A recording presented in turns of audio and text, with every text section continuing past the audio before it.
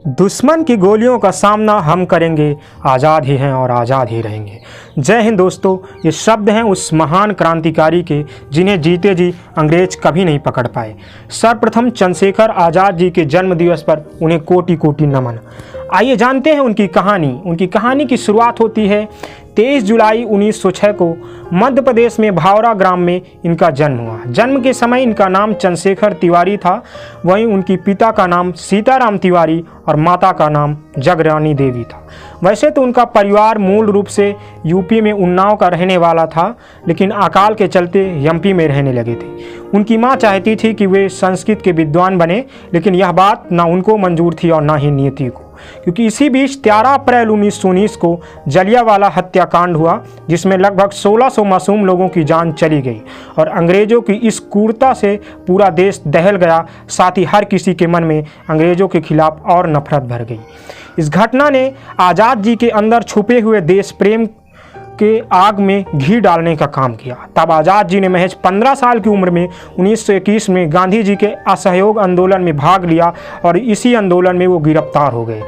गिरफ्तारी के बाद जब उन्हें मजिस्ट्रेट के सामने पेश किया गया, तो जब मजिस्ट्रेट ने उनसे उनका नाम पूछा तो उन्होंने कहा आज़ाद। पिता का नाम पूछने पर उन्होंने स्वतंत्रता बताया और एड्रेस पूछने पर उन्होंने जेल बताया, जिस पर मजिस्ट्रेट भड़क गया और उन्हें 15 कोड़े मारने की सज़ा सुनाई। तब कोड़े लगने पर आज़ाद जी के मुंह से आह की जगह भारत माता की जय और वंदे मातरम निकलता रहा। इस घटना के बाद चंद्रशेखर तिवारी जी को चंद्रशेखर आज़ाद के नाम से जाना जाने लगा।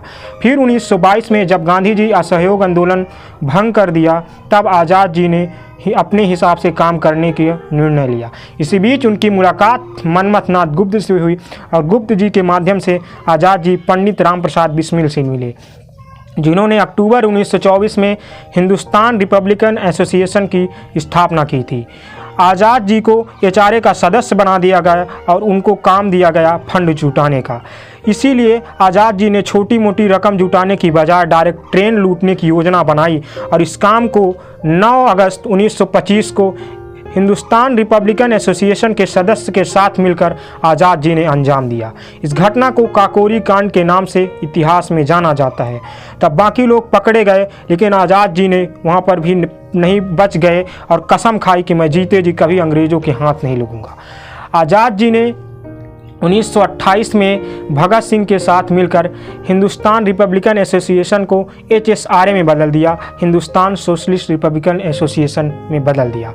इसी बीच 1928 में साइमन कमीशन के विरोध प्रदर्शन कर रहे लाला लाजपत राय की लाठीचार्ज के आदेश के कारण हत्या हो गई, क्योंकि आदेश सैंडर्स ने दिया था। इसीलिए भगत सिंह और आज़ाद जी ने सैंडर्स की हत्या कर दी। फिर जब 1931 में भगत सिंह, राजगुरु और सुखदेव जी को जेल के अंदर फांसी की सज़ा सुनाई गई, तो इस सिलसिले में आज़ाद जी इलाहाबाद आए और वे 27 फरवरी 1931 को अल्फ्रेड पार्क में बैठे थे।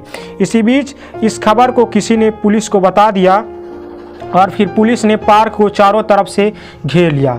जब आज़ाद जी की ओर से गोलियां चलने लगी और जब उनके पास अंतिम गोलियां बची, तब उन्होंने अपने आप गोली मार ली। और फिर जब आधे घंटे बाद आज़ाद जी की तरफ से एक भी गोली नहीं चली, तब अंग्रेजी सिपाही धीरे धीरे आगे बढ़ने लगे।